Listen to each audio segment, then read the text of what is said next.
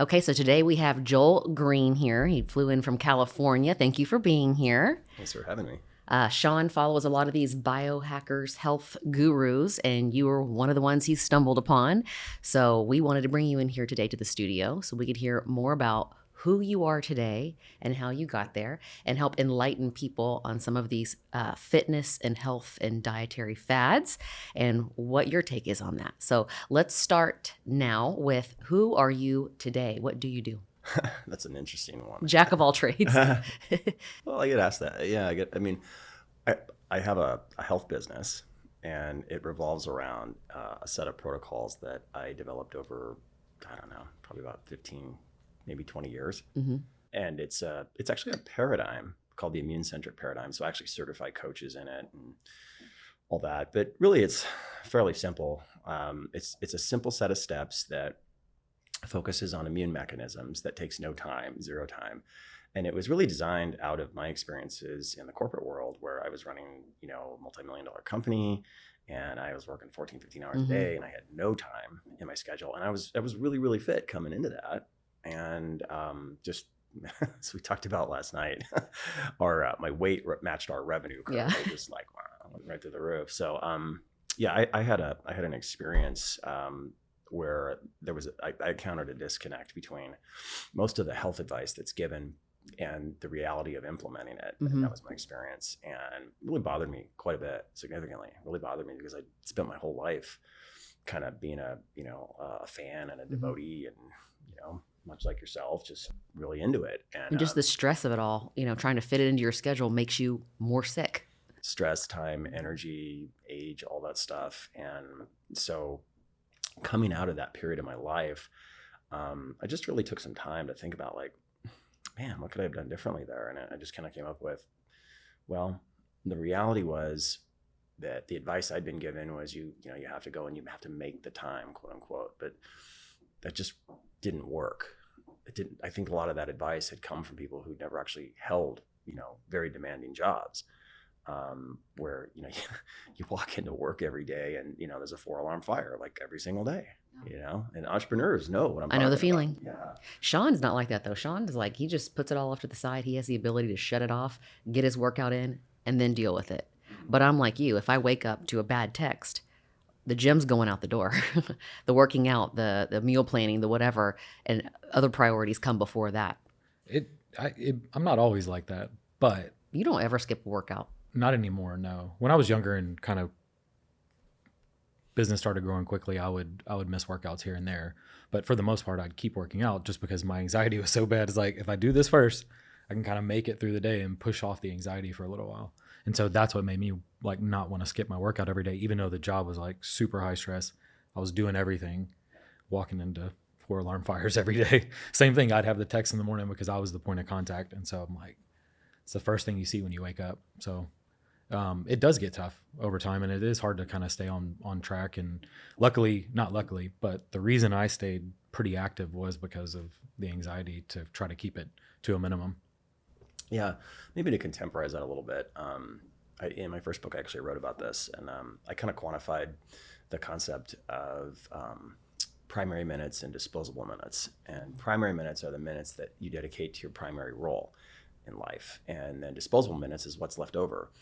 And generally speaking, your primary minutes are going to go to what your primary role is. And an example that's relatable is, you're a mom, you're about to go to the gym, and you get a call, your kid got in a fight at school, and cops are there, and you're not going to the gym that day. Like, everybody's against you. The world is against you. They just not want you to work out that day. Yeah. You're going to school, and you're going to handle that problem. So it's this thing that real life has a way of just interrupting and creating these interruptions. Now, if your primary role is dedicated to being fit, then that's not a big deal, because I actually went through the math on this, and I quantified the minutes, and I don't remember the exact numbers, but it's something like you have some ridiculous number of minutes during the week, and when your primary role is dedicated to just being fit, then all of those are available to you, so you can solve a lot of problems through that.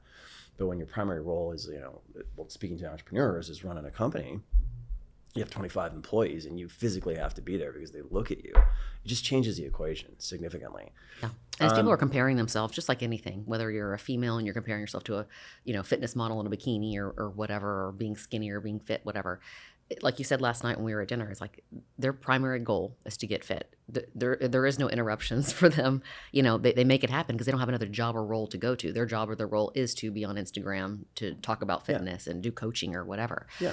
And the average person just puts way too much pressure on themselves to try to get it all in. Well, you're trying to, the analogy would be blackjack. So imagine you're playing a game, because all we're talking about here at the end of the day is really math. Mm-hmm. It's really math. It's really probabilities and percentages. So when your primary role is dictated by, the world of fitness, then the percentage that you will be able to accomplish your objectives is significantly higher than when it's not. And so if I was playing a game of blackjack against a dealer, but the dealer had a little ace up his sleeve, he had only face cards in his deck, and I was getting every card, then I'm just going to consistently lose against him. I might win a hand or two, but usually I'm not consistent because he just has better odds. So what we're speaking to here is just under real life circumstances, real life competes for the time that is required to take the advice we've been given. And that's what I experienced. That was my experience. So out of that, it just, again, I've been doing the fitness thing for like 30 years up to that point, and it just really bothered me. I was like, wow, what would I have done? And so out of that came this inventory of like things you could do that take zero time, that hit the most powerful mechanisms in the body, that decline over age. And the way I would characterize it is to say that there's a foundation that should be there that's not. And that's what was created. I technically think of myself as retired right now, because you could add more zeros and it wouldn't change anything. I'd be doing the exact same thing I'm doing. So yeah, and I love what I do. So overall, what you're telling people is, be realistic. Do what fits into your lifestyle. Don't put so much pressure on yourself to work 1 hour a day, 7 days a week, meal prep, eat the same thing every single day. You're saying none of that matters as much as you think it does. There's other ways that you can achieve your goals and not feel sick and, have more longevity in life without putting all that pressure and stress on yourself when you can't get it done. There are going to be seasons where your free time goes to zero. And as soon as you get realistic about that, you have a much better chance of getting the thing you want. So once you get realistic that your free time is going to go to zero for a period, and that during that time, you still have the same requirements. Like you still need to do something every day physically. You still need to maintain your body. You still need to, you really do have to prioritize your health, because especially now, what I've really seen as I've gotten older is your ability to produce results directly depends on your ability to think, which directly depends on your physical. It's really physical in its nature. It's your ability to produce energy, affects your ability to think and strategize and all that stuff. So you really do have to prioritize all that. The question is, when you're in the storm, how do you keep your maintenance going? And that's what's missing for most people, because what most people do is they quote unquote get out of it. And they go through that out of it period going, oh yeah, I just got to get back into it. I just got to get back into it. I just got to get back into it. And they do eventually. But these long periods out of it cause so much damage physically, so much damage. They really do when you measure it out. Like the things that matter most, your circulation, your vascular system, your mobility, your flexibility, muscle tone, all that. Those things just go downhill during these periods. And then you have the, I'm going to get back into it period, where you ramp back up, you do, whatever the thing is you do, and you make these improvements. But when you chart this over the long term, and I've done this for a long, long time now, what you start to see is this is going on, okay? And there's an upward slope to that for reasons that are not accounted for yet. One of the reasons that I talked about in my first book is what I call the weight loss rebound effect. Mm-hmm. It's not talked about. And essentially there's an inventory of mechanisms that are quantifiable. These are very real mechanisms that are essentially starvation defense. And they are designed to protect the body post-starvation by efficiently regaining lost body fat, lost weight. So when you look at like that world, you look at the world of diet and look at all that and see what happens. If you expand your window beyond 5 years to 10 years, 15, 20, you'll start to see this pattern. And you'll start to see the slopes up. So what you'll see happens is that, the I got to get back into it phase, becomes the thing. You do that, you take the selfie, you conquer, yay, victory lap. But what nobody's recording is the 3.5 years after that, where everything creeps back on. because there are mechanisms in there that have never been accounted for, and they're very real. And once you familiarize yourself with them, it completely changes the way you think about the problem over time. And what you'll see the vast majority of the population do is they're kind of like, lemmings running around looking for the answer. Well, you were talking last night about Sean's 9 things, and then he mentioned it, and then the lemmings were like, what's the answer? I want your 9 things. Give me your 9 things. I think people don't know how good they can feel, and that it does affect every area of your life, right? So they're running around all day, they're trying to get all their work done, they're trying to pick up their kids, they're trying to do this, and then they have no energy, and over time, it's harder to get that back, right? And so if they would prioritize their health, they would actually feel better to do all the things that they're going to do throughout their day anyways, and they're going to be mentally tougher, mentally stronger. And so I think for some reason, people just think of it as an afterthought on the health side with all the stuff that they usually have going on in their life, when it should be one of the number one things, because it's going to affect how you treat everyone, how you go throughout your day, how good you're going to live, your physical strength and mental strength. And so it's weird that I've been involved in my whole life, so it's always helped me, but it's weird to see people that have never really even got into fitness or, got into their health. And I don't think they know how good it could actually be for them in their life. We made it a habit so early on in life. Like, that was never a priority of my parents. They didn't work out. We didn't eat right. Everything was hamburger helper made with the deer meat. At least it was deer meat that my dad shot. Like, there was no priority of fitness or health. So when you grow up like that, and then you move into your 20s not being taught that, not really around that, it's hard when you get to 30 or close to 30 and I met you to reverse everything that I've ever done in my entire life for 25 years and add that into my regimen. It's really hard for people to be consistent with that. Kind of sounds like for you even, I don't know how early you started in your fitness journey, but 5. So I knew you said that, this had always been something that you were into. So what were you like as a child? What were your parents like? Were they very into fitness as well? The assumption is I had parents. That's a whole other part of my story, but I was a poor kid, a single mom, 3 kids, welfare mom, brother with Down syndrome, lived in literally a black housing project when I was like 5. I mean, we were so poor, we's po. We's po. Where did you grow up? What state? California. Okay, always in California. Yeah. We lived in Seaside, California, growing up for the first 8 years, and then moved to San Jose. But my mom was very much like a very athletic woman, and she just was always encouraging, us to just do athletic stuff. So I just started off watching Jack LaLanne, and I would just get up every morning. There's only 3 channels back then. This was back before the war. It was way back. Yep. 2, 10, and 13. I don't know if you were the same here. That's what it was in Houston. I think ours was I don't know. I remember it was 44, 2, 4. The spin dial. TV with the wood grain. So for everybody listening, how old are you? I'll be 60 in a month. Which look great. People can't see them close up, but 60 years old, you're definitely in great shape. Well, thank you. I'm hanging in there. Yeah, so I just started watching Jack LaLanne, and I don't even know who that is. Is that like a Jane Fonda? That was the original fitness guru that was on Channel 8 or something. Well, this is okay. I was over here watching freaking Price is Right. My family was not into anything fitness related. Literally nobody was. The plastic hair. There you go. So wow. This gets back to I think I mentioned this last night in my first book. Somebody wrote a review that said, "Is this written in Boomer?" So we're this disconnect here. Jack LaLanne is the original fitness guru, the first. There you go. And amazing human. Anyways, I would just get up every morning and do his stuff. And he had a onesie, and I had a onesie. Mine was Tigger, and then I would do the onesie thing. And then he had a dog, and I thought that was cool, so I would just do my thing with Jack. And then the running craze came around in mid 70s, and I just was hooked. So I started running around the block and running. And then I noticed one day, my quads were standing out, and I was like, what is that? How old are you? 8 at this time? No, 8, 10? I was in the 5th grade, so I was about 9, I think, 9 or 10.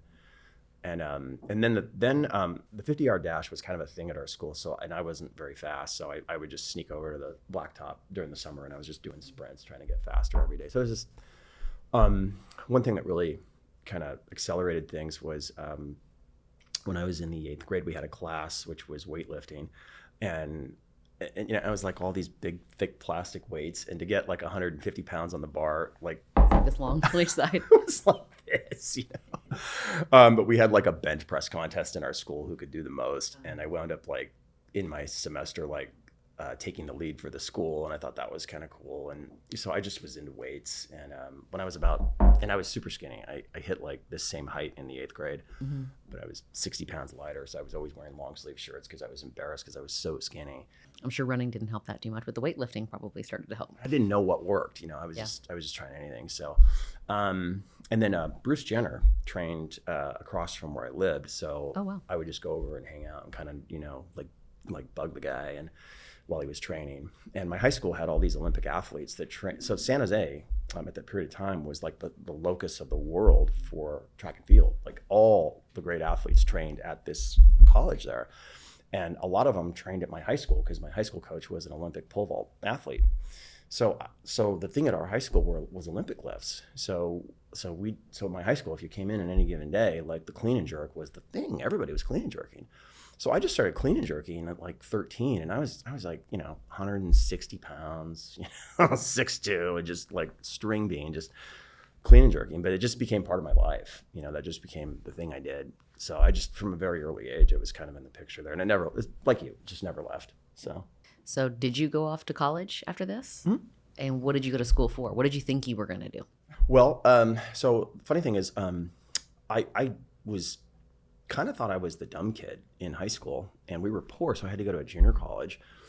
And what I found out was I just had really bad ADHD, and I figured out how to focus when I got to junior college. And like I was kind of the dumb kid up to my senior year in math. Like I was in the geometry class, which was like, you should take that by the time you're a sophomore or a freshman. You're a sophomore, yeah. And I was in that as a senior, so I just felt like a dummy. And then I kind of like just switch flipped on, and I figured out, oh, math's a language, and I'd always been really good in language.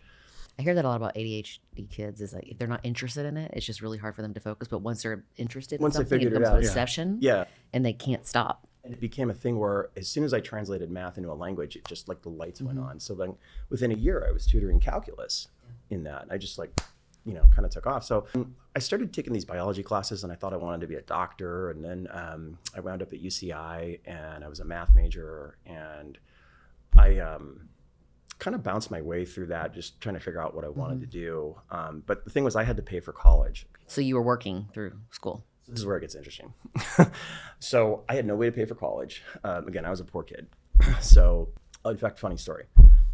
My senior year, I was really good in track and field. I was a really good hurdler.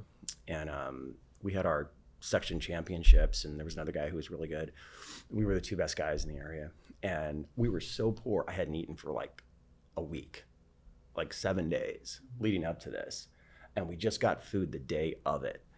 And so I ate like 3 hours before finally. And then, we had our race, and so I wound up getting second in that. I won the fasted championship.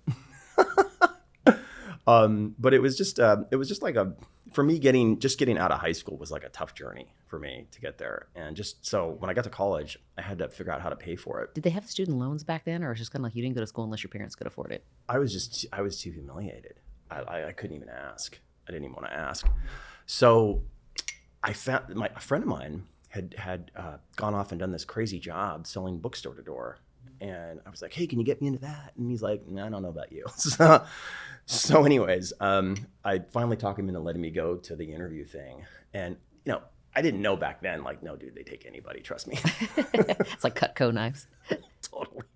So it turns out, so I wound up selling books door to door during my summers. And it was this really old company out of Tennessee called Southwestern. And they would send you to the East Coast, and then you would start knocking on doors at 8 a.m. and finish up at 9:30 at night, 6 days a week. Sales is a really good tool for anybody in life. It's communication really and sales and learning how to buy and sell something. It was so good for me. Yeah, that's such a good tool, or such a good learning experience for any young person. That's what we're gonna do with our kid. So you made enough money in the summers to like pay for your school and survive throughout the other 9 months. I made great money. Yeah, but the interesting thing was I was so shy at that point in time, I couldn't even look people in the eye. I was just really shy. That's how I used to be too. And the first door I knocked on, the guy did everything from your worst nightmare. He was like, get out of here!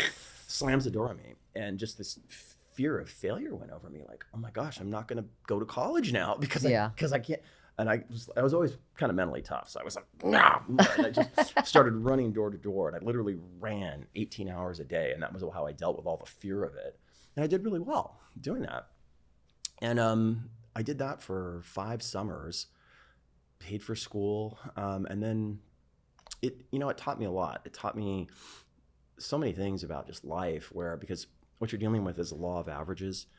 And you learn over time that if you just let the law of large numbers work for you, you can really do mediocre and still succeed at things. You can do pretty well, even if you're not that good at things. And that for me was something I could grab onto. It was like, okay, I don't have to necessarily be outstanding at this, but if I work really hard, I can succeed at it. I firmly believe in this. We need to instill this in all of our youth today. Yes. Well, it's really hard. Oh gosh. Well, also when you do something over and over and over again, you get good at it. You get good at it. You get good. Nobody's good when they start, and then you end up kind of liking it because you go, "I'm pretty good at this thing now." Yeah. But you have to do something. And facing your fears, because I was just like that too. I was kind of pushed into sales, and I remember thinking, "Well, what if they don't like what I'm showing them? Who gives a shit?" The lady was training me, my mentor at the time. She was like, "Who gives a shit? You didn't make it. How are you gonna know if you don't try?" But I was so intimidated by hearing the word no, and I feel like so many people.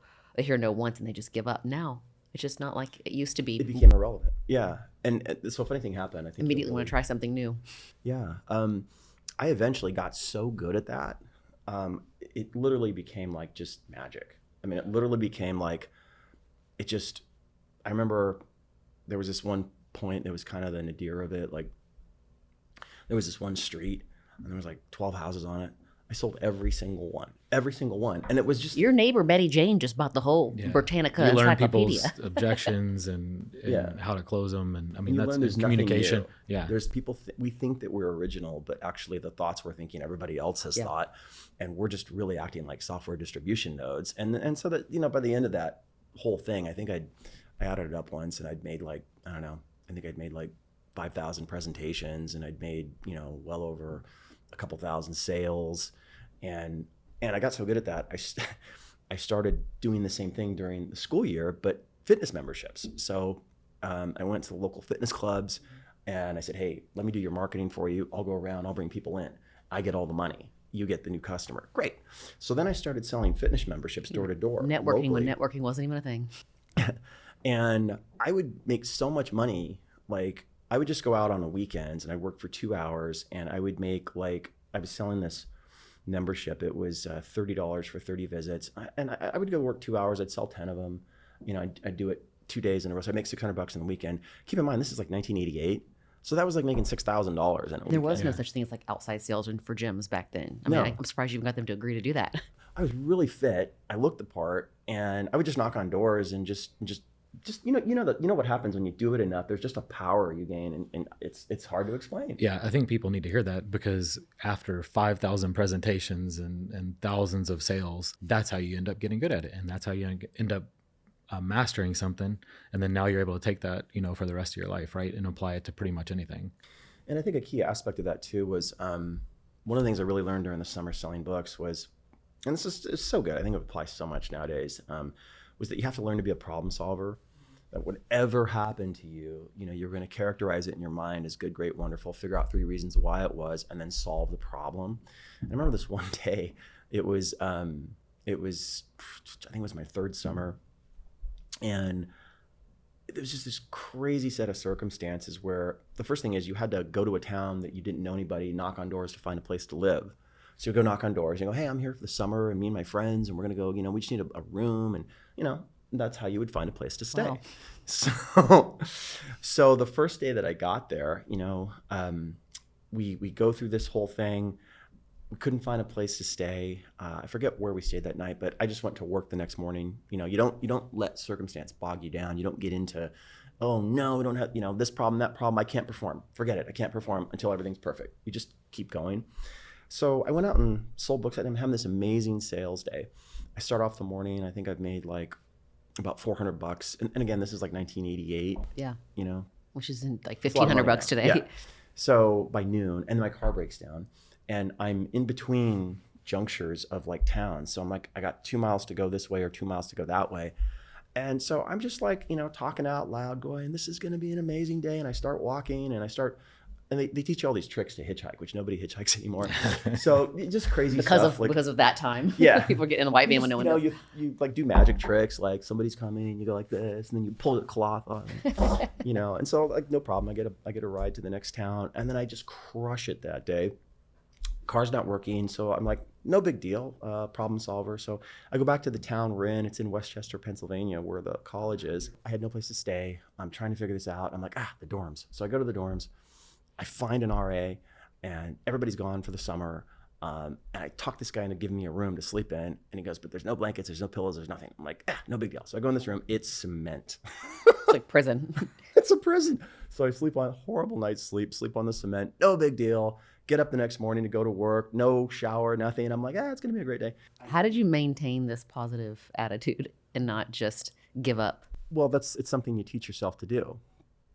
You teach yourself to do it. And the crazy thing is when you do it, once you do it enough times, eventually you win more than you lose, and you learn that you learn that problems are just impediments, and you stop overreacting. You stop going, that's it, we can't succeed. You stop that, and you just let them roll off, and you keep moving forward. Mental boot camp, something I need to practice. Look at Sean making that face. He's like, are you taking notes? So I literally walk out the dorm of this place, and my buddy shows up. Just bumped into each other. We'd been separated. And he's like, hey, I got us a great place. We got the whole 3rd floor, blah, blah, blah, blah, blah. We're saved. So, went on that day. And, there was another day too that really stands out where there was this kid who just had this aura of doom on him. And he hadn't sold anything. We're in like week 6 of this thing. Hadn't sold anything the whole summer. And I was kind of known as the hardest worker. I wasn't the most talented by far. I was kind of like sometimes kind of scary. You'd open the door and they were like, but they gave them to me. And my whole thing was I would just, because I wasn't as talented, I would just run. So I would just compress the time so I could get in more presentations.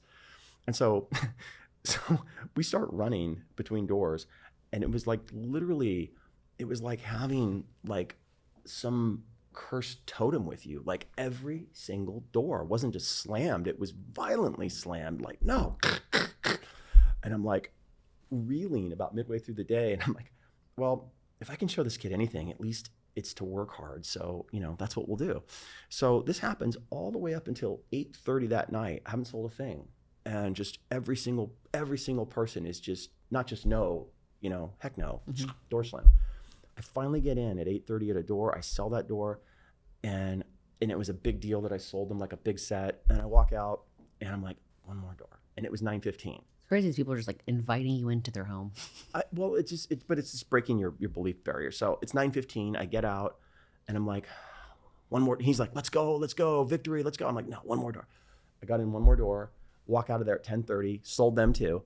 And we're driving home, and like I made really good money that day. I think I made like $400, for that day after just being crushed the entire day. And it was only those last 2 doors that delivered anything. And if I had quit, I would have zeroed out. I tell my team that all the time. I'm like, there's going to be so many things that I send you to that you're going to feel like it's a complete waste of time, whether it's a speaking engagement or an event or whatever, and we're not getting paid to do it. But there's just one thing comes out of it. You make one connection, or one of those customers becomes a lifelong customer. It's all worth it. So you can't go in there with a negative attitude and say, well, today really sucked. I only sold $200, because maybe 2 or 3 of those people are lifetime customers after that. Yeah. And so there's this thing you learn of like, I only speak for myself. Like, okay, maybe I'm not the most talented. Maybe I'm not this or that. But if I just let the law of averages work for me, and then, as tough circumstances come, I don't buy into them, and I maintain my attitude and just keep going and going, that, you can blow your mind, that you can succeed. And so that was, that's what all that taught me. It was a really great experience. Yeah. So after that, you graduate, and then what kind of career did you go into? Did you want to kind of stick with the book sales, thinking if I do this 12 months out of the year, I could really kill it? No, I didn't know anything but sales. So I went into sales, and I wound up working in telecom. So I wound up working at Nextel in the early 90s. And by that point in time, I had gotten so good at selling, like I was in my late 20s, and really I just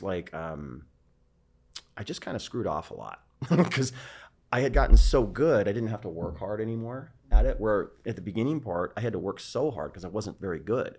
And then I got into this place where your skills get so refined that, you know, your percentage, your closing rate just goes through the roof. Where in the early going, you know, my presentation rate was astronomical. My closing rate was minuscule. So I had to work so hard to get that. And then Just flipped. Yeah. it completely flipped. And so I was in this period during my late 20s where, I had it so tough growing up that it was kind of the first time in my life I was ever really just having fun. So I was just having a great time. And I would kind of like wait until the last 3 days of the month and then, you know, go to work and whip out like out of nowhere, you know, a bunch of sales, and everybody be like, how are you doing? And it was just all those years of like, you know, selling. So I was, that was a good period for me.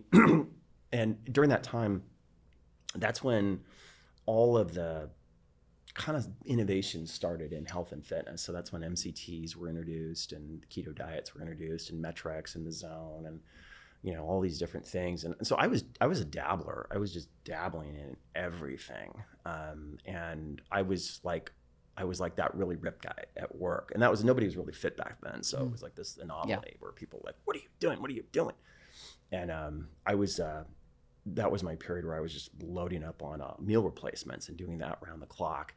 And I was just ripped to the bone doing that. And so I took on a sideline. I started doing like commercials. And so I was doing, you know, those ab rollers. I was the model in that, doing like These things? no, like where that too. But I started doing like you know, commercials and stuff like that. So I kind of got into that world, doing all that stuff, and still having my job.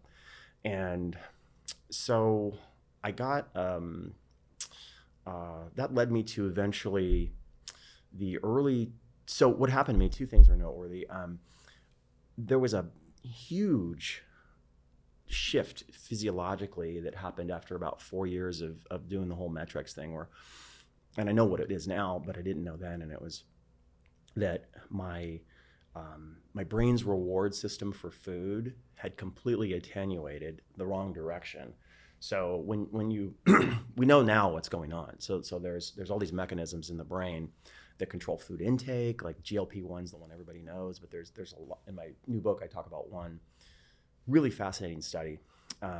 These scientists out of Harvard just this last year discovered that there are synapses that are governed by food intake, and that in the post-fat loss period, they were able to demonstrate the number of synapses that govern food intake tripled post-fat loss. Okay, what does that mean in layman's terms?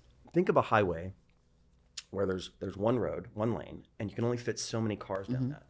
But if you add 2 more lanes, you could fit 3 times the cars going down that road. In other words, imagine each car is a signal that says eat. And so where before you had, you know, single file, you know, eat, you know, you could kind of ignore it. Now you have 3 horns blaring, you know, eat. So these scientists were able to show that post-fat loss, there was an adaptive mechanism in the brain specific to the brain's system in the suprachiasmatic nucleus that controls food intake, and these special set of neurons called the agouti-related complex, where the neurons tripled. So in other words, the drive to eat post-fat loss triples. And that's what happened to me. So, and it takes a while. Is your body just trying to, you know, to maintain itself? You're trying to go back and store the fat again, for survival. Is that what's happening? Yeah. That's so you're stripping. So you were at a low body fat for such a period of time. Then after that is what you're saying. The way I had arrived at that deprived many domains. So one domain is flavor and satisfaction from food, and the brain sort of has a meter in there, and it's flexible. You know, like everybody who's ever experienced this knows, like, you know, you make a pastrami sandwich at home, and you know it's okay, but then you go on an 8-hour hike and you eat the same pastrami sandwich, and it's like, that's the best pastrami sandwich I've ever had in my freaking life. Wow, what's different? The brain's reward system is different. And that is dynamic. So it can fluctuate based on a lot of inputs. It can fluctuate based on deprivation or overexposure. So, you know, you like chocolate chip cookies. That first chocolate chip cookie was the best one you ever had. The 150th one doesn't register. So the brain has these control mechanisms that are multidimensional. They involve things like stomach distension, food reward, GLP-1, lots of things. We're just kind of discovering all the dimensions of it. And what I had done is just sort of like, bull in a china shop, had run just right over all of them. And I was just doing 1 meal a day and meal replacements otherwise for like years. And so never mind the gut, that's a whole other thing. But what had happened at the end of that was I just started eating uncontrollably. And I'd never had an issue in my entire life. I just started like, I was like, oh, there's a Burger King. That looks pretty good. And I was just eating. I was like, I know something's wrong. I don't know what I did. So that was a big thing in my life, because it was me personally experiencing what everybody who has done a lot of different diets experiences, which is that it's not as simple as the post-fat loss selfie. Like suddenly there are shifts and things you have to encounter. And it's really easy to understand when you think of just the body's hardwired to keep you alive. That's the primary thing. And so there's thousands of years of wiring inside the body that are geared at keeping you alive post-famine. And famines have been common throughout history. So if the body wasn't good at making it through that, we wouldn't be here. It's very good. And there's something I talk about in my new book, which I call first-timer syndrome. And in my coaches course, when we present this, a lot of the coaches kind of go, they kind of know about this. And it's that if someone has never lost weight in their life and they decide to make a change, it actually doesn't matter what diet they use. Almost anything is going to work incredibly well. And the reason's not the diet. It's the fact the body's fresh. It's the fact the body's never been through that process. And the adaptive mechanisms, in which there's numerous, have never been turned on. So what'll happen is you'll see someone who, had an issue, and then they discover some diet and they go on it, and the results are incredible. And it explains why you can see that same story for any diet. You hear that for veganism. Everybody rebounds, especially people who only did the one diet. As soon as they're off of it, their body's like, whoa, back to storage mode. Let's get back to where we were. The California term is bro. So what do you feel about all the, the Ozempics and the Wegovy's? And what's your thoughts on like all the GLP-1? Do you think it's the magical cure-all drug that's going to stop diabetes, or do you think that shooting all that stuff into your body is no bueno? Well, so some numbers. Over, I think since about 2006, I've had roughly somewhere in the range of 30,000 people or more have come through systems I've created, whether it's software or, courses or something. And particularly for a very long time, it was software, and I was able to really dial in on the data. And I mean, what I can tell you after, again, the law of large numbers is eventually you run into people that no matter what you do, no matter how much you cut calories, no matter what you do, they can't drop weight. It's a real phenomenon. There's somebody I'm dealing with right now that has that. It defies convention. It defies what we think. It defies the calories in, calories out paradigm. There's someone right now I'm dealing with who, if you gave them a gas exchange metabolic test, it says that they should be at about 2,500 calories a day, and they're gaining weight consistently every day on about 1,500. Does it make you question if they're even telling you the truth about what they're putting in their mouth?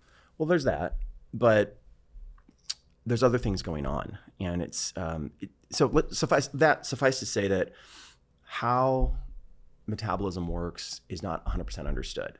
It's not 100% understood. Calories are this massively important equation, and sometimes, especially when you deal with really fit people, that's the only thing that matters is calories. If somebody's really fit and healthy, calories solve all. But when you get into other issues going on, so you get into inflamed fat, or you get into hormonal issues, or you get into a lot of different things, you can't fix the problem with just calories. You can't. And so that's where these drugs come in, because they're the only thing I've seen that actually works for people, that other things haven't worked. And I wouldn't say that if I hadn't personally seen it many, many times, where you can take someone through all the steps that are supposed to work and they don't work.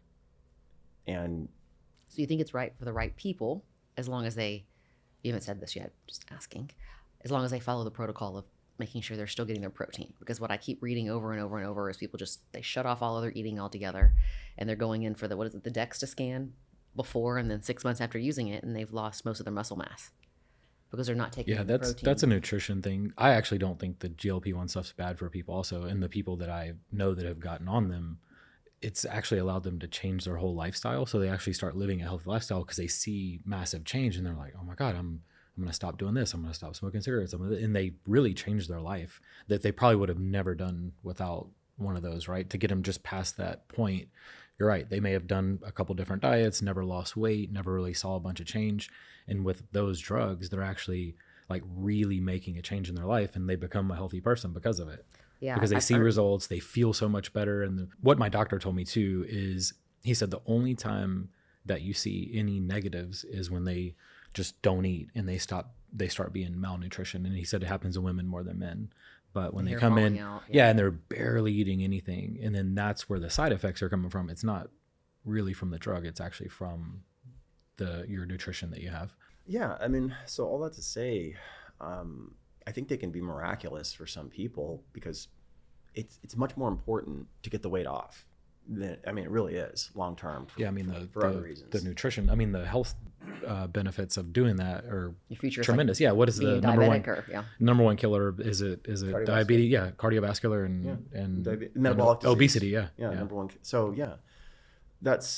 So for a lot, they can be miraculous for those people. There's a controversy over dosing and the long term, and there are things to be concerned about. I think long term, and I don't think those answers are there yet. I certainly don't know what the answer is. I microdose with that, and just like you said earlier, and with the meter. Yeah. Right. My food cravings are like a true food addiction when I'm not on it. I can't turn it off. It's like, it almost feels like I've, deprived myself for a month of a Coke, right? And then I have to have that Coke. Coke is not the thing. But to me, it's like whether it's a drug addiction or maybe a sex addiction or food addiction, I think that somehow it controls something in my brain that dials it down to where it's not nearly as intense. And if I don't get that thing that I'm craving, I don't feel like I'm going to, stab somebody in the throat for not getting that one thing. So it's just helped me make better choices. Like Sean said, I eat a lot cleaner now. I work out for the first time. Yeah, she actually, so life. What it did for her is she actually works out for the first time. I mean, consistently for the first time in her entire life. She actually eats enough protein. It's like changed all of her habits. So in a good way, which she would have probably never done before. And it really intensely brought down my swelling. So the swelling could be because of all the bullshit that I was putting in my body that was causing more inflammation. Yeah. Could be. She had a ton of inflammation that came down. My ankles were like this fat. You could never see the bone on my ankle. And now I don't have the major problems with, my hands still swell a little bit. I still feel like. And your kidney numbers are normal? Yeah, everything's always normal. The only thing that's not normal is like I told you last night, my D vitamins are always low, my thyroid's always low, but besides that, everything's always in range. Yeah. Oh, okay. Interesting. Well, yeah, to your point. Yeah. So, yeah, I agree. I think that, they can definitely be something miraculous for people that otherwise couldn't see results. And also to your point, like,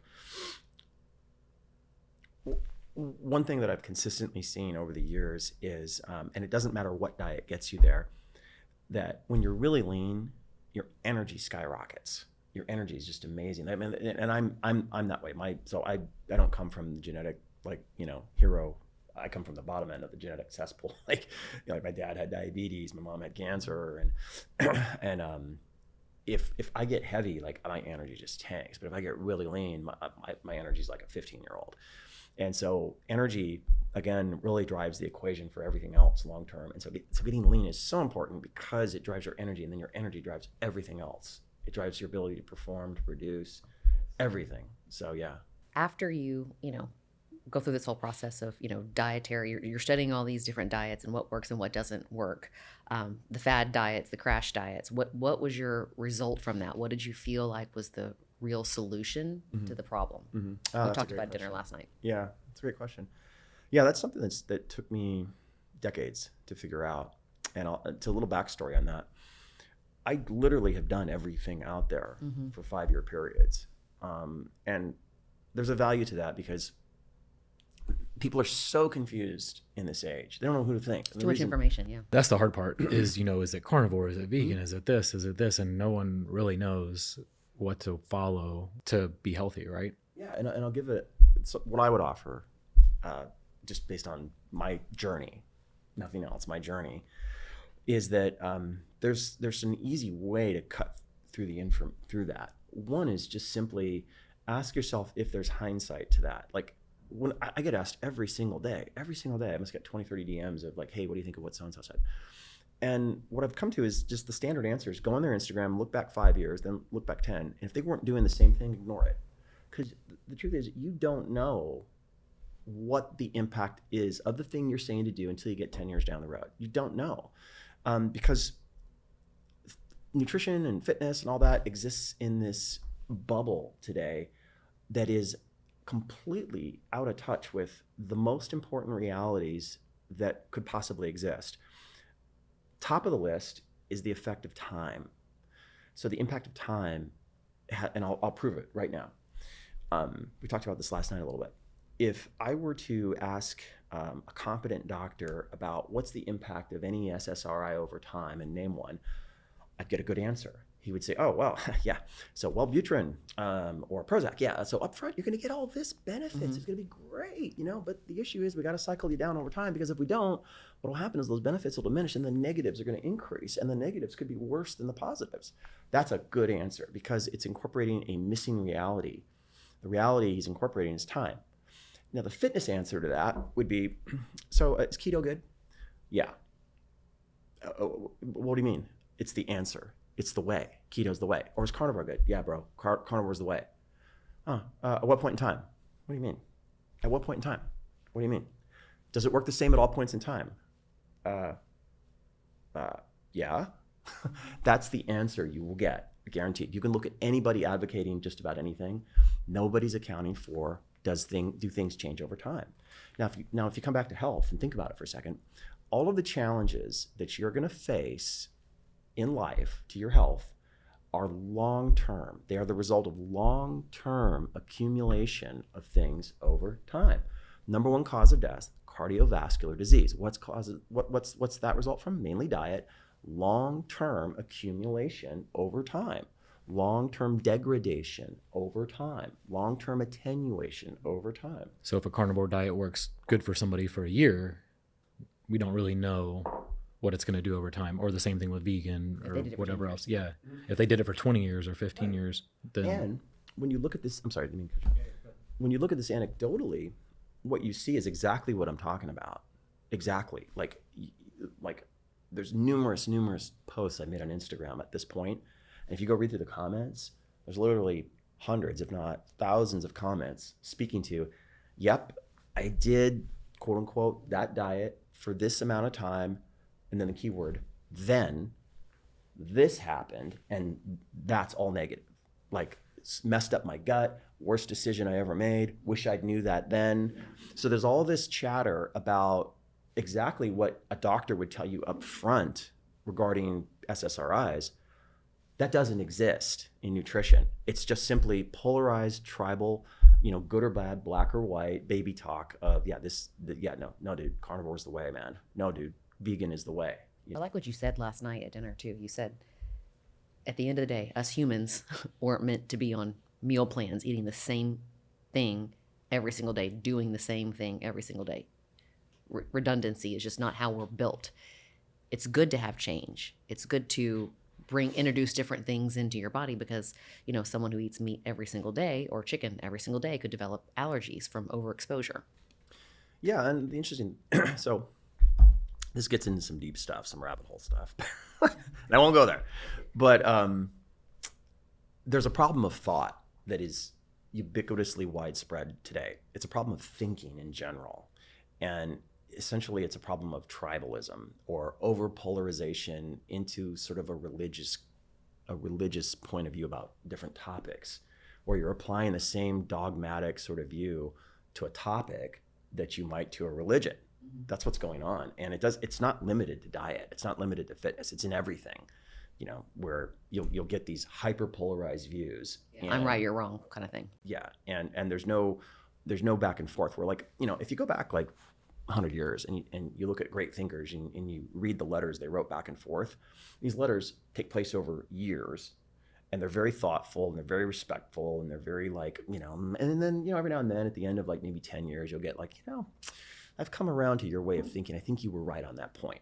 Okay, that's not what you have today. What you have is like Ego. Just like it's this cesspool. Well, the manifestation of that in diet is this polarized black or white of tribes going, if you suggest that too much protein might be detrimental, no, you get attacked, or if you suggest anything contrary to a tribe, well, you can shatter that just by watching alone or watching Naked and Afraid, and just watch. And for my newest book, I watched seasons of both of those shows. And what you see begin to happen is very discernible patterns that are brought about by being in nature. Now, we talked about this last night at dinner, the biohacking movement. The premise of the biohacking movement is that there's this bubble called civilization. We're in it. And the bubble disconnects us from nature, and nature's good. And the rhythms of nature reconnect our physiology to its optimal state. I mean, nobody has a problem with that, right? So the tactical implement of that is, okay, so yeah, you got to limit blue light at night, right? Because blue light's not natural, right? You have to go touch grass and get electrons because, touching concrete all day in shoes, that's not natural, right? So this whole thing of like reconnecting physiology to nature, is on solid ground. Like you go to the beach and you get all these electrons from the mist, and it's good. You go forest bathe, you go walk in the forest, and your brain is supercharged. It's good, right? The most powerful rhythm that exists in nature is dietary. 100%. Easy to prove. So easy to prove. What is the single focus of anything that lives during its waking hours in nature? Getting food, right? Everything that lives, the singular focus is getting food during its waking moments, right? So it turns out, if you just look at this long enough, and again, this is provable. Like you could prove it to yourself. Go do a survival course tomorrow. You will prove what I'm saying to yourself. Nature has these forces at work that you submit to once you get in nature. The number one is scarcity. Scarcity. You're not going to the fridge and you're not going to the cabinet and going, yeah, what's man, available? Yeah. You want a ribeye? I got a lot. I got a lot of ribeyes, man. You're not doing that in nature. What you're doing is you're hungry, and in the process of solving the problem of hunger, you're going to eat whatever's available, okay, with the objective of getting game, okay, whether it's fish or whether it's hooves or whatever you can get. But along the way, if something comes up of lesser preference, you'll eat it. Yeah. Okay, that could be roots, that could be mushrooms, that could be, some berries, it could be, some edible leaves, whatever it is, you're going to eat. I've seen it many, many times. And I've talked to people who do survival courses and they go, that's exactly what happens. Okay. So the variable of scarcity creates these predictable patterns in nature. There's 4. One of them is a season of abundance. Okay. So a season of abundance means that maybe you found you got the salmon right as they were migrating, and you got like 15 or 20 of them, and you're eating good for about a month, okay? And you're just eating just salmon for about a month, okay? But then eventually that runs out, and then we go into the next pattern, which is going hungry and foraging, and they always go together. We call going hungry fasting today. We don't call it what it used to be, but it's fasting. Well, the thing about fasting to understand is fasting's popular now. I've heard influencers go, bro, Or me. fasting's the way. Fasting historically has always been connected. Just think of a train track. They're connected. It's connected with foraging. Always. So meaning that while you're going hungry, you're not just sitting around going, I'm fasting. You're not doing that. You're like, let's dig those up and eat that. Okay, so you're eating foods of lesser preference on the road to finding dense animal protein if you can get it. So you're not against fasting. You're just against like the daily fast and the pattern of it. You're more about the cycle of it. Doing the exact same thing. Yeah, because in nature day. it happens. So the thing with fasting, first of all, is to incorporate once again the effects of time and understand that it's not going to work the same up front as it is in the end, and then to incorporate the idea of the dosage. Okay, so there's a concept in my latest book that I talk about, which is that the inherent health properties of a thing, anything, are not solely defined by the thing.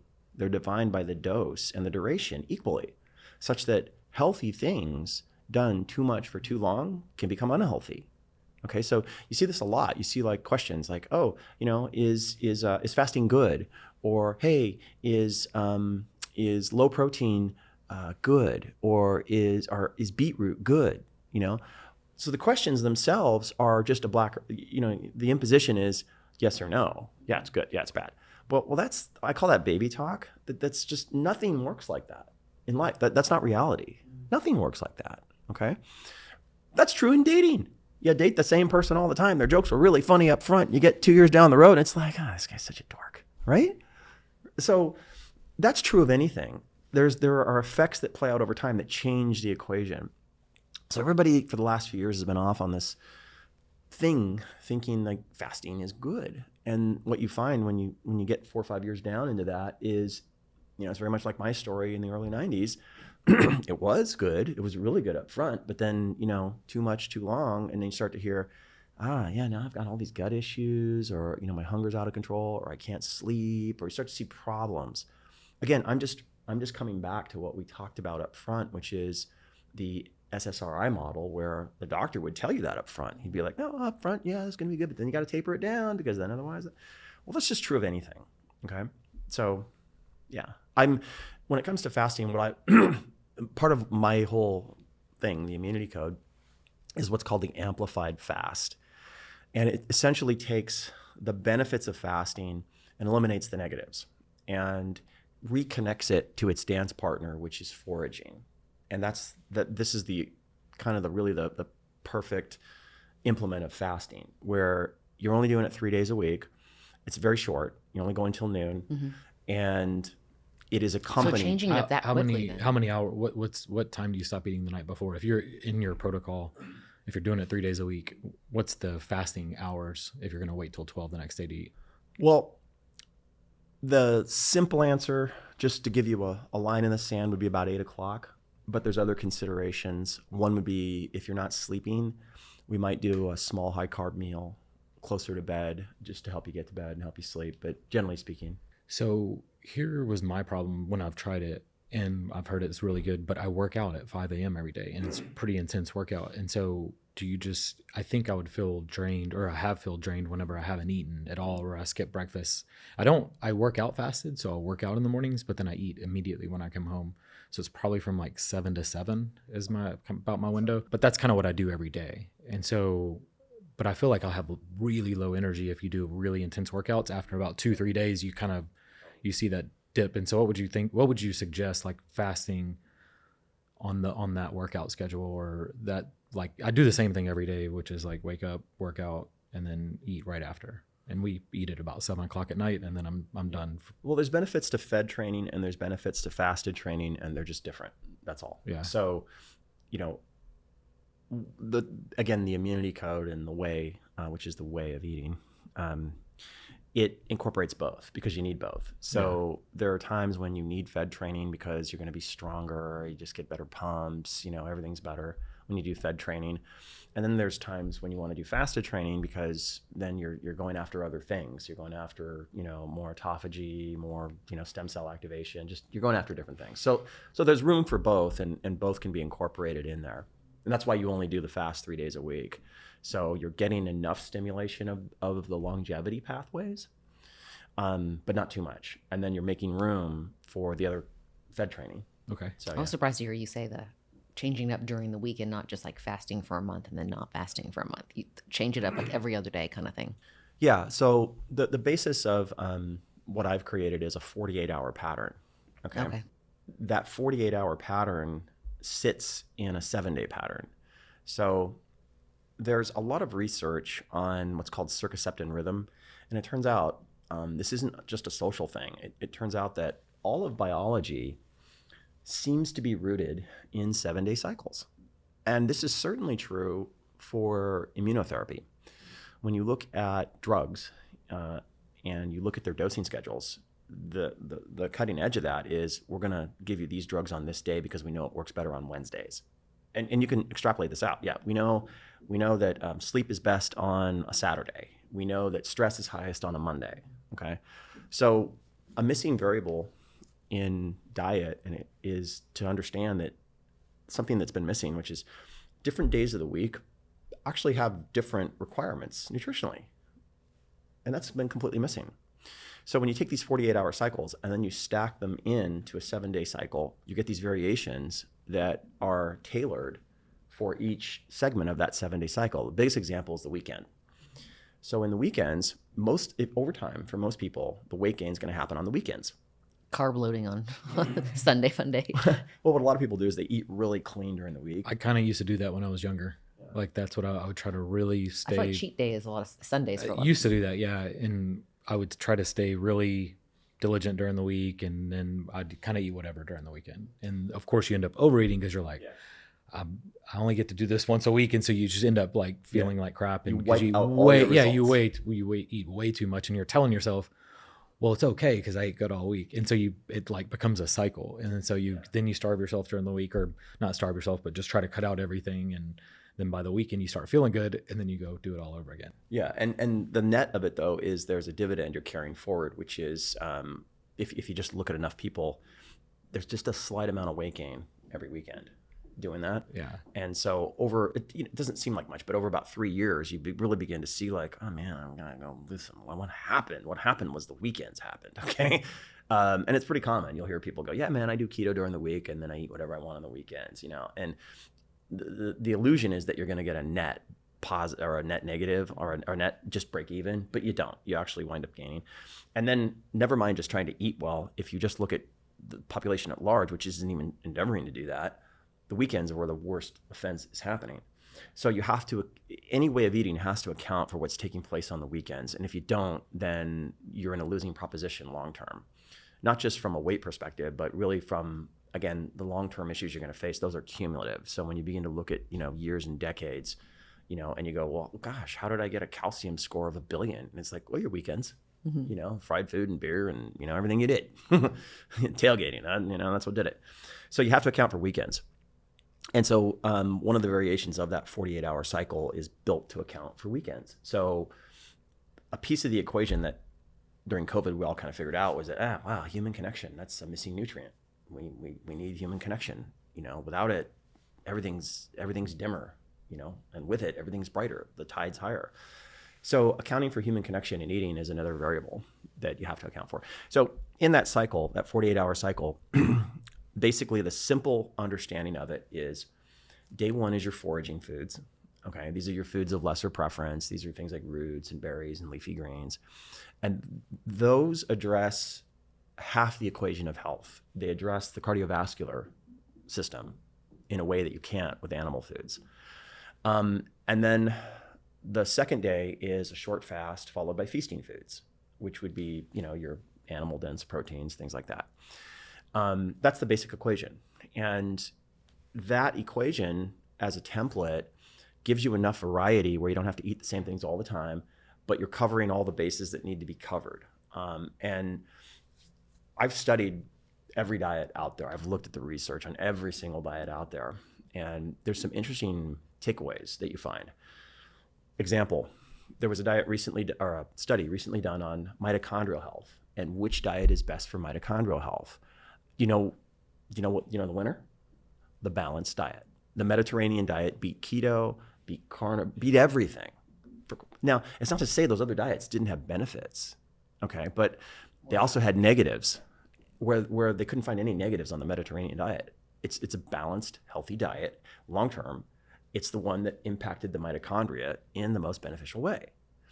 Where you start to look at other diets, and I see this all the time. I saw this the other day. Blows my mind. There is a lot of information being put forth by, people, let's use the word hubris or confidence or arrogant. I don't know what to call it. But people saying things with this incredible confidence about things they don't understand. Like I saw it the other day. I saw this guy talking about, he was making fun of some other dude saying that you need carbs. And he was trying to be really scientific and trying to go, let's see, here's what the science says. Idiot. And I was listening to this and I just blew my mind. It's ego and the push to say something different than everybody else to gain more likes and follows exactly for money. I mean, yeah. And it's created this confusion. They don't even have to believe in it just to say something weird and off the wall and different. It's just, and having done a lot of sales, you see it. You're like controversy and you just sell confidence. But I like what you said last night at dinner too. In the grand scheme of things, if we just go back to how we were built as humans, go back to nature, of, like you said, the scarcity and the natural fasting and eating what's available, like in Italy. You know, they don't force things that aren't in season. You eat what's in season at that time. And it's just better for our bodies to have that variety and have that, you know, versus doing the same thing every single day. Because what's good for one part of your body is not going to feed the other part of your body. Yeah, well, so let's talk about that. Where we were going here is looking at these patterns in nature. And there's a very interesting thing that you find happens in nature that's missing. And it's that nature introduces scarcity, which we don't have. We have abundance. Okay? Yes. If you want to experience scarcity, get rid of your refrigerator and just don't go buy food. Okay, then you'll start to solve that problem. But we have abundance. Nature has scarcity. That's the key difference. Okay, and so what scarcity does by its very nature is it's a mechanism that creates diversity into the diet. Well, generally speaking, when you look at mechanisms in nature, natural things that happen in nature, there's usually benefits that we can associate to those. We can figure out there's benefits. Like, for example, getting hot and cold. We've figured out, oh yeah, that actually has benefits. We live in air-conditioned, temperature-controlled environments, but it's good to get hot. It's good to get cold, right? Well, it turns out that if nature is inducing variety, it turns out there's actually benefits to that. There are benefits to having variety in the diet.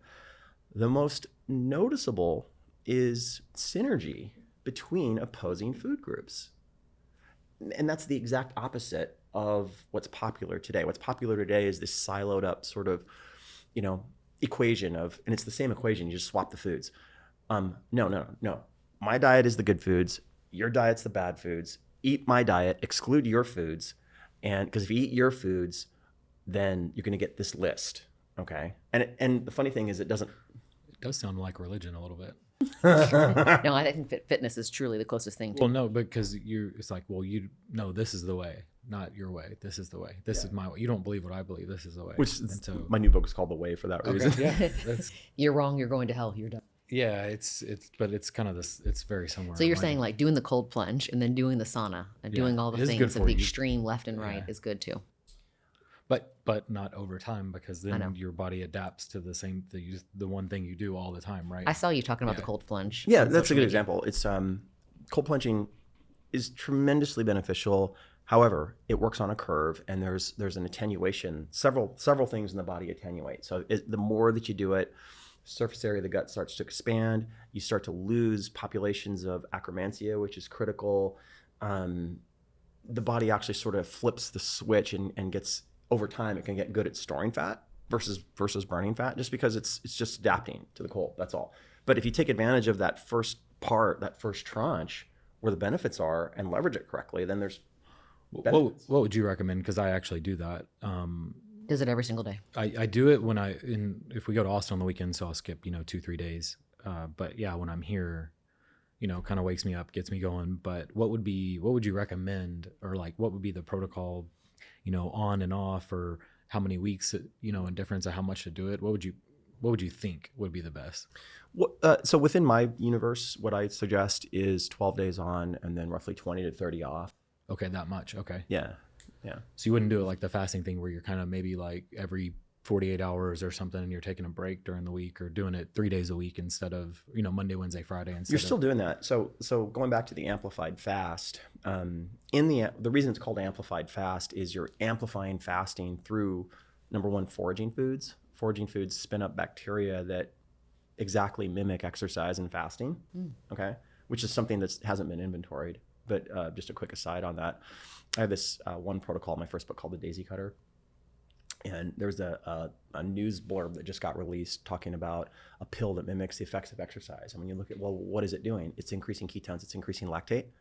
So I can tell you for a fact, the Daisy Cutter does that. It's a meal or a specialized diet that mimics exercise. We've measured it. We've measured ketones, 3.5 millimoles, eating the Daisy Cutter, which is, by the way, has no fat. And then lactate levels shoot through the roof. So exactly mimics exercise. So the food patterns you find in nature can mimic fasting, can mimic exercise, and they're designed that way, or nature has made them that way. And then when you get into cold, cold was always meant to go with going hungry. Okay, like if you're in nature and you're going hungry, you're probably cold. So the misery index is like, I'm cold and I'm hungry. Sucks. So it has a very important place in that, but it also has a very important place with certain types of exercise, specifically sprinting. and deadlifting and or. So because what are you doing in nature? You're basically obsessed with getting food. And you usually, if you're hungry, you start in the early AM. And what are you doing? You're probably running running fast and lifting heavy things. It's kind of what's involved. And the body gets more points for those things than anything else. So in a hungry state, cold, sprinting, the benefits are incredible. They're absolutely incredible. And more than anything you can think of, that keeps the body young. In my first book, I talk about this. There's all these new tests to see your biological age. You don't need those. I have some better tests for you. Number one, can you just go from 0 to a sprint? Mm-hmm. Can you do that? Because if you can, you're probably young, no matter what your age. And if you can't, you're probably old, no matter what your biological age test says. Number two, can you read without glasses? That's a really good indicator. If you can't, I wouldn't, there's other things that tell you your real age that are more important. So, but anyways, so the place for getting cold, it's in that amplified fast, and then you just cycle it in and out. So you're still doing the amplified fast, but sometimes you do it getting cold, sometimes you do it without. The advantage of the cold is that it lets you get into sprinting without a warm up. So if you get cold, get the whole body cold, and you get out, just energized, do ready. Some, activation of the muscles, and you don't need to warm up. It's incredible. That's how I feel. That's what the benefits that I saw. So like when I used to go work out in the mornings, I'm kind of tired. I'm slow moving. It takes me a long time to get warmed up. Well, no, and doing that, like my joints don't hurt. Nothing hurts. Like I don't have to do a bunch of warm up sets or I just start working out. It's amazing. And it takes me a little while before I actually start getting kind of hot and sweating and like really getting into it. And so that's where I see a lot of benefit from it. Like you can work out longer because of it a little bit. Do you feel the same way about a sauna? Is sauna something that should be cycled in and cycled out, or sweating it out is always good? Yeah, so it depends on the age. Sauna is absolutely essential as you get older because there are priorities with age. Probably the top priority is the cardiovascular system because that's the thing that's going to kill you. So keeping the cardiovascular system working well as you age begins to like go up the rankings until it's number one. And sauna is like a proven way to deal with that. The question gets really to the dose and the frequency of it. The thing to keep in mind about the sauna are these things called heat shock proteins. Heat shock proteins are a stress response, and they can be good or they can be bad. It just depends. The thing to understand about heat shock proteins is they stick around a long time. So one incursion into the sauna for like 45 minutes, you're going to generate a lot of stress response within the cell. You're going to have heat shock proteins. Those heat shock proteins are incredibly beneficial.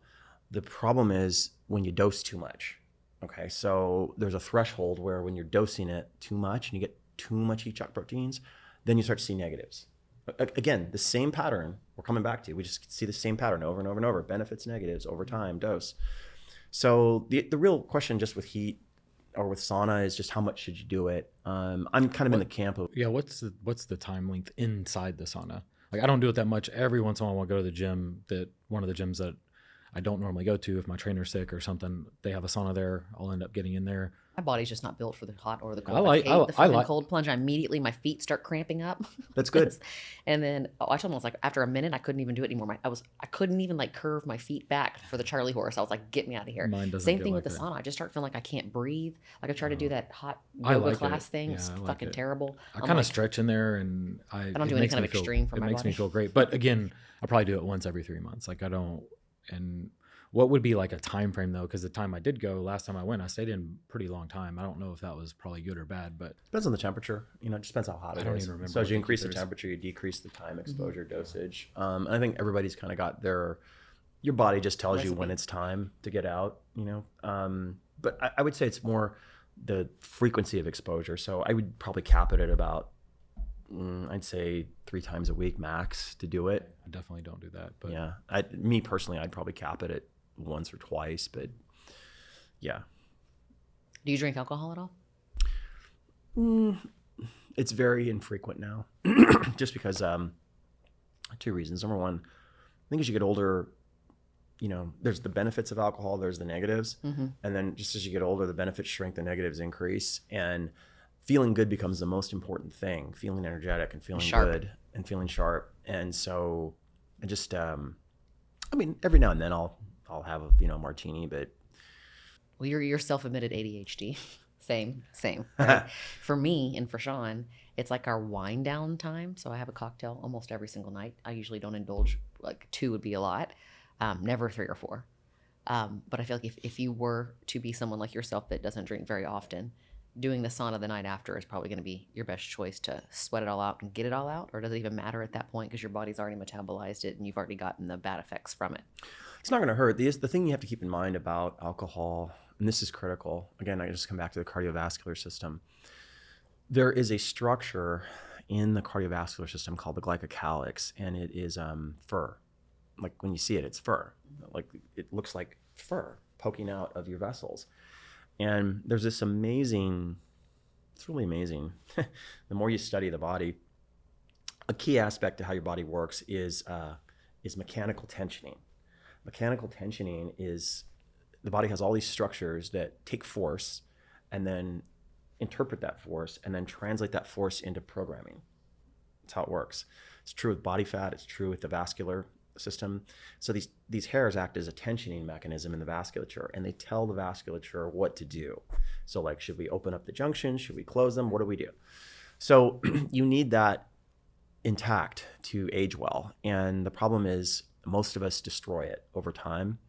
And so you're up against kind of this 3-tiered problem as you're aging. There's these structures. The glycocalyx is one. There's a set of enzymes called the NOx enzymes. That's another, and then there's the production of nitric oxide, which is another. And you have this very considerable engineering problem you got to overcome, which is all 3 of these are going downhill all at once. How do you fix that? One of the sort of catastrophic incursions is alcohol. So alcohol and sugar have a massively detrimental effect on the glycocalyx. And so it doesn't matter as much when you're younger, in your 20s. Body just regenerates quickly. Yeah, you're like, haha, tied that one on, I'm good the next morning. But as you get older and the glycocalyx isn't there anymore, it used to have like a bunch of hairs and now you got one, you need that one. And you have to be very protective of that. And in fact, the goal should be to regenerate as much as you can of the glycocalyx. You're going to age much better. And by the way, the opportunity cost of losing the glycocalyx is everything's math. You're increasing the probability of cardiovascular events, stroke, ischemia, cardiovascular disease, hypertension, all that. So for that reason alone, you really want to begin to taper off your alcohol usage as you get older. It becomes a really big deal. Never mind the fact it impacts sleep. And so, yeah, I'm not above having a drink here and there, but it's more about just feeling really on, like you said, and that's more important to me. So I feel a lot of my friends, and when people get older, that's kind of the same conclusion that everybody came to. It's like, I want to feel good all the time. Yeah. And so then most people are like, I don't care every once in a while I'll drink, but I don't want to drink all the time because they just want to wake up and feel good the next day. And I'll tell you as an entrepreneur, so what's interesting is like, particularly when you get over 50, and by the way, my 50s were my second 20s. Like everybody has lied to you about your 50s. They tell you that it's over. Oh my gosh. I kind of feel the same way. I'm not 50 yet, but I kind of feel the same way. Like these feel like some of the best years of my life after I was 40. It is the best. It's the best. If you took care of yourself, it's the best. Yes. If you haven't taken care of yourself, it's awful. But if you take care of yourself, people can change that though. Yes. If you're 40 and you haven't, no time to heal. you can do a lot of stuff now, and the technology's here and everything's here to make a life-changing thing, and you have all the wisdom right, that you have now, but you have the energy you did when you were 20. The story's so positive now. Yeah. If you are, it's never been more positive. It's never been better. Like with the techniques and technology and protocol that it's available now, you can have literally your second 20s and your 50s. I would agree with that 100%. Yeah, and it's only getting better every 3 months. Guys just don't know. I don't think they can feel that good. They don't know who to call, or they don't know where to start. They just accept the decline. Yeah, it's like, oh, I'm just getting older. Oh, and yeah. You don't have to do that. It's such a different story now. Like I've had people come visit me because they want to do interviews and stuff, and we'll hang out the whole day. And as the day wears on, they can't keep up. You start getting like, kind of like, oh, hey man, we got to take a break. I'm like, no, I'm good. Let's go. And it's just because I've worked at that, and at times it's been very hard work to keep that there, but it's so worth it because like. But do you absolutely crash at night just from the exertion of energy all day and sleep really well? I did up until I would say 2 years ago. what happens is there's these different phases you run into, you have to counter. So right about, for me, I had a little brother who passed away in 22, and I started having these sleep apnea issues after that. It was a lot of stress on me because I was at his bedside for 4 months, 15 hours a day, and just seeing horrible things happen to him. And so the accumulated stress of that just kind of knocked me, really into the weeds for about a year. I mean, it really took me, I was waking up in the middle of the night, like just with all that stress and just waking up in a panic, and, and so it just really disrupted my sleep, and it really like aged me a lot, actually, just going through that, which is a good lesson, because it's the how do you counter the unforeseen life event, because we all have these perfect plans, and then the plan never survives the first battle. And so I had to make a lot of corrections, and I'm still making those corrections now, which some we talked about last night, which is the Vivos and the some of the sleep apnea tools and all that. But the good news is everything's correctable. Like, whatever, you're gonna face challenges in the aging process, but with the technology we have now, everything's correctable. You can counter everything. You might have to spend some money. You might have to invest some time. You might have to, reprioritize doing certain things, or maybe push the alcohol away, but you can correct everything. I mean, that's been my experience in my health journey. So I think when people get older, they think, oh, it's just been way too long. I'm too old now. And so they don't ever start. And so they just go, well, I just chalk it up to old age. And when we grew up, your grandparents, you kind of watched them retire at 65 and then sit on the couch. And then like just every year was like a decline, basically. And then now it just it doesn't have to be like that at all. Like you said, technology, protocols. I mean, you can live a really, really, really good life. It's completely 80 or 90 years old. I mean, look at the Golden Girls then.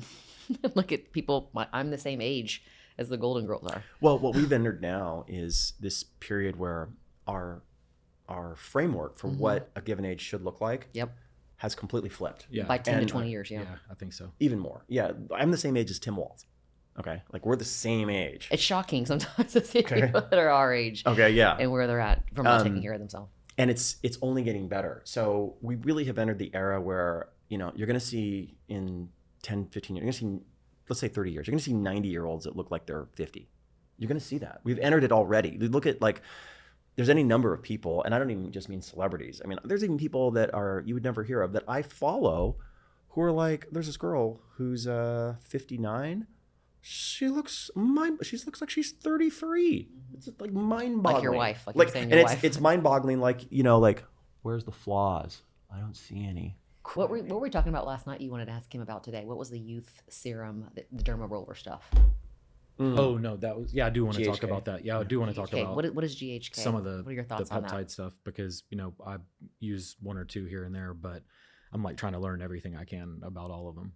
Yeah. So GHK, we were talking about that it had a lot of benefits of like anti-inflammatory, and then but also good for your skin mainly. Well, it was perceived historically as a skin peptide. So commonly it's called GHK-Cu. The Cu stands for copper. So it's the base molecule GHK bound to copper. But just the base, GHK by itself, is pretty remarkable for just tissues in general. So it's just, it's like a lot of things. It's like NAD. You had more when you're young, you have less now. And boom, if you restore that, top that off, It's like a growth factor. It's like a growth factor, yeah. It seems to be, for the most part, fairly innocuous in terms of like detriments, and hugely beneficial in terms of positives. So it makes a really good case for something that could fit into kind of almost even a daily routine. And it's something I'm on the GHK train. I definitely I don't really use peptides too much anymore, but GHK is one I do use. And then would you recommend using it topically or injection or both? Like, what would be the best way to use it? Both. Because I know it's for your skin, but I'd say both. Also helps your tissue and your body repair itself, right? Yeah, so there's a guy, Dr. Pickard, who invented it now, and he's got a product line, and his product line is like this blue cream. You put it on. He's writing it down. You put it on the skin, but you get the topical, but you get a lot of systemic absorption with it, and I will combine that every now and then with DMSO. It's cool stuff. Yeah. I don't know what DMSO is. Dimethyl sulfoxide. So DMSO is the original super substance. It was used in the 70s by Olympic athletes, and my first exposure was in 1980 to it. And I was a pretty good track athlete. I had a really bad hamstring pull, and we had all these Olympic athletes. My coach put me in. They're like, "Don't you worry, we got you." And they just spread a bunch of DMSL on my hamstring. I was completely healed in 3 days and running and competing again. And I normally would have been out for a month. So it acts like BPC 157 type, but topically. Yeah. What do you think about that too? Because I've only used a couple peptides, NAD, which I love. BPC, we just kind of started, taking recently. About 2 months ago. Yeah, maybe 2 months ago. A little over 2 months. It was like 30 days on, 30 days off. On and off, yeah. And so, what are your thoughts on that, on the BPC? It like a lot of things. This is just my experience over my journey with it. I first used it in 2017, so I'm almost 8 years in now. And in my journey, it works on a curve like everything else. Your biggest bang for the buck is that first go. Yeah. It declines over time in terms of its utilization, and I don't even use it now because I get nothing from it. But it is miraculous in that first go, in that early season with it, maybe that first year or two. I had a shoulder injury that's been plaguing me for a long time, and Same. I was at the point of surgery, and the BPC completely healed it. That's kind of where I feel like I'm at. Like my shoulder doesn't hurt near as bad. Like even in Pilates, my instructor knows don't do any kind of moves where I have to put a lot of pressure or strain in this direction. Now I'm able to do more things with resistance than I've been able to do before. And like I told you, my L5S1 is feeling better. I'm not using the heating pad every night. Yeah. Sean's like, why are you still using the heating pad like 4 months later? I'm like, it just fucking hurts when I get home. But doing the 30 days on, 30 days off, and then back on again, I have very little to no pain in my back. Yeah. A little bit of stiffness at the end of the day, I didn't but really have an injury. She kind of had an injury, so she can say night and day difference, right? But he's I not didn't really injecting have it an injury. directly in my injury. Yeah, I'm not using her shoulder. It's just in her, subcutaneous. But I take it. I was just trying to, perform better, feel better. Really, I try to do everything that, I can to just have more energy and then perform better, not just working out, but like during the day and, hanging out with my kids, just everything. And so that's my goal with everything. I don't want to take something that, is going to be detrimental to my longevity or long-term health. And so I was just trying it. I didn't really have an injury that I was trying to fix, but it does I feel like it helps some as far as energy levels and just overall like making me feel better. Yeah. And it absolutely drives muscle growth. Yeah. Absolutely. Yeah. Repair, right? So if you go and break down muscle tissue and then it's going to repair your muscle tissue. Yeah. So yeah. Yeah. It has a little bit of a steroid-like quality, especially if you inject it directly into the muscle. It gets a little dicey because you don't want to hit, anything major doing that. So it's best. Yeah, I'd be scared to put it directly in my shoulder because of that, or directly in my back and hit something. So we just do it right into the fat. Yeah. But like I said, I don't really use it anymore just because my experience with peptides in general has just been, and this is probably going to go against a lot of people out there, but for me, it's been much ado about nothing for the most part. Like you'll spend a boatload of money on peptides, and then if the effects aren't lasting for the most part. So I just don't really use them too much anymore other than GHK. But with something like BP 157, if you take it and it repairs the injury, does it go back when you stop using it? Just like when you stop going to the gym, your muscles disappear? No, so I think that gets to the case of chronic versus acute. So I think peptides, don't get me wrong here, I think peptides are miraculous in an acute case, okay. Meaning there's a specific purpose and reason you're using them for, and I think you can have lasting repair from them. In my case, I just did dumb stuff and re-injured my shoulder. Okay. So that's, that's on me. But the acute use of them, I think, can be incredible. The chronic use of them, I think, is another thing. So I don't use them chronically anymore. I've just heard that, from different guys that are pretty well versed in peptides, it's more of a, your body's going to get used to them over time. So same thing like with your principle of the fasting and all the other stuff is try to take breaks if you are going to use them long term and, not let your body get used to them and kind of cycle on and off and on and off. But yeah. Just more bro science than anything. Like I don't really know if it's I think it's true. And I think over time there'll be studies and stuff will actually happen, but it's just kind of early on right now. You don't really know the 20-year effect or 10-year effect. Yeah, no, I would agree with that. I do think there tends to be a memory of sorts, to put this in bro science terms. It's that even with the cycling off, the peak is never quite what it was in the early going. It's similar to when you talk to people that use steroids, they tell you the same thing. It's like that first steroid cycle was amazing and you're still getting results on subsequent cycles, but it's not to the level you got on that first one. Well, I feel like people have so much to learn from you, or a wealth of knowledge, and it's from years of trial and error, on yourself. You've been in this industry now for 40 plus years and you've learned a lot, you've lost a lot, you've been injured, you've been repaired. I don't want to ask you, what do you feel like works best? Because that answer could be different for everyone. But last night you mentioned something about microbiomes in the gut. Mm-hmm. What does that do? You feel like that's kind of giving you better results than a lot of the other things that you've tried? Well, the thing to understand is that the immune system is the master arbiter of much of the body. Okay, example would be post-workout muscle repair. The control mechanism over that is the immune system. So when you work out, you create micro tissue injury, and then it has to repair. Well, repairs are under the umbrella of the immune system. And when you study the mechanisms that happen, they're all the immune system. So you get all these inflammatory signals up front. You get, the big three, TNF alpha, you get interleukin 6, interleukin 1b, inflammatory signals. Then so it's the inflammatory onset. Then you have the resolution phase, and that's where all the growth happens.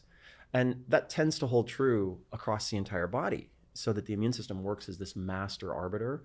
And when you look at the immune system, you find that there's a crux mechanism, which is the gut immune axis, so that much of the immune system itself is dictated from this gut immune axis, which is the intersection between the microbiome and the human immune system, where they intersect. And if you just think about it for a second, it makes a lot of sense, because food is foreign matter. The job of the immune system is to take something that's not self and decide, do we attack this and get rid of it, or do we let it through? Okay. So food is foreign matter. And when you take foreign matter into the body, the immune system has to kind of interface with that. So we call that antigen sensing. And in the gut, you have these specialized cells called dendrites, dendritic cells, and they have a dance partner, which is bifidobacteria, which is a key bacteria in the gut that one-to-one just correlates with all these measures of longevity and health and being everything, and B vitamin production. We talked about this last night. So what you find is that the immune system, the human immune system, has a couple of, I hate to simplify things, but it does seem to reduce down to a couple of key bacteria, which is one called Akkermansia muciniphila. And that bacteria has a lot to do with the gut lining, and the gut lining has a lot to do with the immune system, because it lets stuff in the body. So you can't let stuff in that's not self. And so Akkermansia is a dance partner with all of the mechanisms of the immune system that work in the gut lining, IgA, secretory IgA, all these different things. And then the other one is the family of bifidobacteria, and key species seem to interface quite a bit with cells in the gut to sense antigens. And then downstream from that, the ratios and populations of bifidobacteria affect types of T cell counts.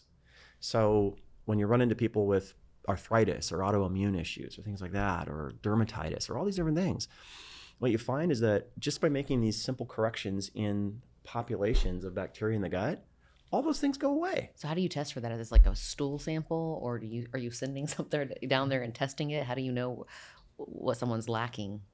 Well, a couple approaches you can take. I'm not a doctor, so I don't do testing. The dumb gauge is just the smell of your poop. Like if your poop is just not smelling great, you could really stand to repopulate the gut, because over and over and over, what you'll see is that when... So what you're saying, Sean needs to eat some ice cream. No, that would be the worst thing. What you see over and over, though, is that populations of the commensal, the good bacteria in the gut, the smell of your poop tends to go away.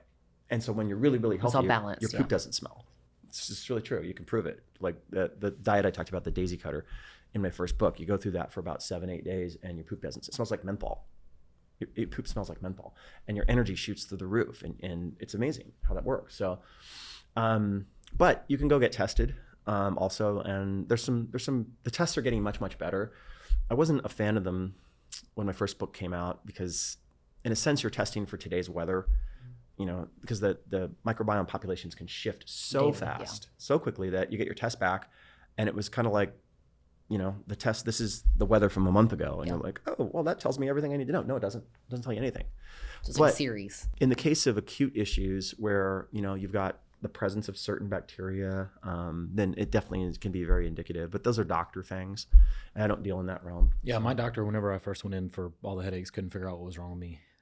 That was his first thing. He's like, hey, we have to fix your gut. Then we're going to do all this other stuff. Yeah. But he's like, this is the first thing that we have to do. And so that's what we worked on. But, of course I was going, I eat healthy. Like I eat oatmeal, and in my mind, that's what I was thinking.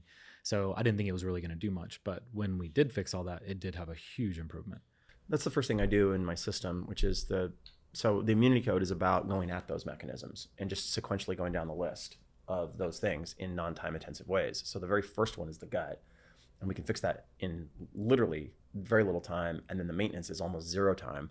And the results are profound. Like what you see is, oh my gosh, I don't have any more gluten issues. My lactose issues went away. My skin issues went away. All these issues went away. My energy's up.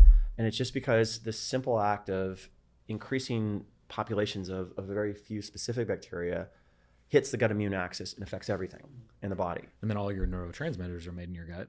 And so if your gut's not healthy, you're not making, serotonin and dopamine. And so your energy level and your mood and stuff is always depressed. And so if you fix your gut, you're going to fix a lot of your neurotransmitter issues too.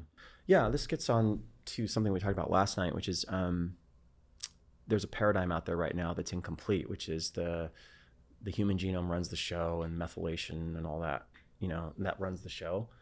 That's actually an incomplete paradigm. So the truth is, it is a fact that 3 genomes exist in your body, not 1, but 3.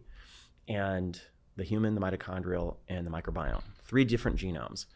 And for a lot of metabolism and digestion, a lot of issues, the heavy lifting's been outsourced to the microbiome. It's those genes that do the work. And so what you consistently will see in the research is anything associated to B vitamin production, diseases, all kinds of things. Like example would be Parkinson's. Parkinson's has a B vitamin component because it's related to energy production. You solve the gut issues, and you may not totally fix it, but you see this improvement, significant, and dopamine, right? Parkinson's is also like dopamine related, where they're not making anymore, or they're something, their synapses are not connecting. I can't remember. Yeah, it's complex. So Parkinson's it's an accrual on the sheet of the mitochondria of certain types of proteins that are involved in error correction, and they start to accumulate. They have another protein. It's pink and parkin, and they have you get too much of one, and one of them is supposed to clear it out, but you don't have any of those, and so you get too much parking on there, and so it's a mitochondrial issue. But the point here is, you'll consistently see in the research that anything that's kind of B vitamin related, which is almost everything, it has these very strong associations to low bifidobacteria, because the bifidobacteria are such big B vitamin producers. And in fact, people with methylation issues, you can get the same results by simply increasing bifidobacteria, and you see those issues go away because it makes B vitamins that don't have to go through this process of methylation. Mm-hmm. So try that next. Because even though I'm taking methylated B12, I'm still low on B. Yeah. Every time I take my test. So what we'll do with you is we'll do something to just get your bifido way up, and then just see what happens. I'm super curious. And this fits a kind of an idea, which is maybe a little bit counterintuitive, but it's that we're in this era of personalization. Like, oh no, everybody's different.